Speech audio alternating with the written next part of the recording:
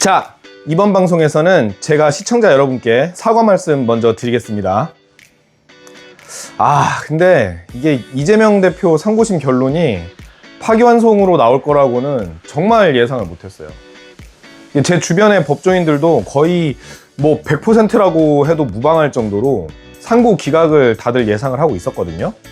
이 법조계가 아무래도 보수 성향이 좀 강하다 보니까 민주당이나 이재명 대표 싫어하는 법조인들도 주변에 은근히 있기는 해요. 그런데 그 사람들조차도 상고 기각 확정 아니냐, 이재명이 대통령 되는 거는 이제 정해진 수순이다 라는 예측들을 정말 많이 하고 있었어요. 일단 이번 사건 같은 경우에는 사건 기록만 7만 페이지 정도 된다고 하는데 전원합의체 회부를 하고 9일 만에 87쪽짜리 파기환송 판결문을 작성할 거라는 예상을 하기가 글쎄요. 대한민국 정치는 진짜 하루 앞이 예상이 안 되는 것 같습니다. 대법원이 이렇게 빨리 판결한 것에 대해서 저는 개인적으로 비판적인 입장이기는 한데 일단 상고심 판단을 존중하고요. 결국 관심사는 그러면 이재명 대표가 대선에 나올 수 있느냐라는 것 아니겠어요? 핵심은 파기환송심의 심리 속도, 그리고 이재명 대표의 형량, 이렇게 두 가지입니다. 이재명 대표의 피선거권이 박탈되려면 조기 대선일인 6월 3일 전에 벌금 100만 원 이상의 형이 확정이 되어야 하죠. 5월 1일에 대법원이 파기환송을 했으니까 대선까지 이제 한 달밖에 안 남았잖아요. 대법원이 선고를 빨리 한 취지를 고려했을 때 일단은 사건을 다시 서울고등법원으로 보내고 지난번에 2심 판결했던 재판부가 아닌 다른 재판부로 배당하는 절차를 진행하는 것은 굉장히 신속하게 이루어질 것 같습니다. 문제는 파기환송심은 사실심이어서 변론을 다시 열어야 하거든요. 이번에 대법원은 법률심이라서 그냥 기록 넘어온 것만 보고 이례적으로 이렇게 법률적 판단을 빨리 한 것인데 어쨌든 파기환송심은 대법원보다는 시간이 더 걸릴 거예요. 그리고 만약에 파기환송심에서 이재명 대표에 대해 벌금 100만 원 이상의 유죄를 선고하더라도 이재명 대표가 당연히 재상고를 하겠죠. 파기환송심에서 재판이 끝나는 게 아니라 형을 확정 지으려면 다시 대법원으로 상고하는 절차를 거쳐야 되거든요.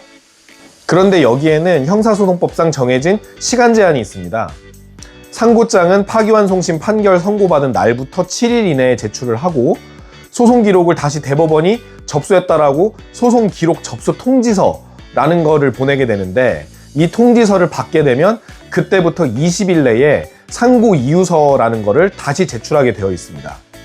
그러면 이재명 대표 입장에서는 이 상고장 제출 기간 7일 플러스 상고 이유서 제출 기간 20일을 더한 27일을 맥스로 사용하겠죠?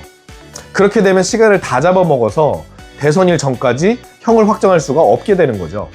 그래서 만약에 대법원이 대선 전에 이재명 대표 피선거권을 박탈할 생각이었으면 파기자판을 하지 않았겠나 싶거든요.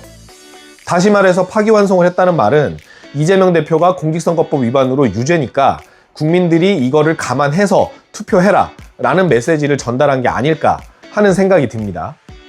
근데 저는 계속 찝찝한 게 이런 사정 다 감안해서 이재명 대표가 당선이 설정된다고 하더라도 헌법 84조 해석 관련된 문제가 나올 수밖에 없잖아요. 당선 전에 기소된 사건에 대해서 법원이 유죄 선고할 수 있느냐라는 것은 법조계 내에서 의견 일치가 되고 있는 부분이 아니기 때문에 당선 이후라도 대통령의 목줄을 사법부가 꽉 이렇게 쥐고 있을 수가 있게 되는 거죠.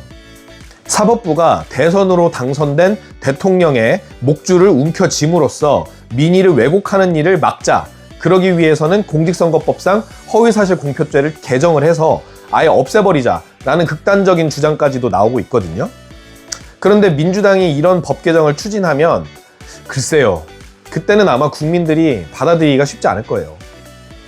반대로 파기환송심 재판부에 소송 진행에 대한 소송 지휘권이 있기 때문에 이재명 대표가 당선이 된다면 직권으로 재판을 중지할 수도 있고요. 다른 방안으로는 벌금 100만 원 이하의 형을 선고해서 피선거권을 유지시켜주는 것도 불가능한 시나리오는 아닙니다.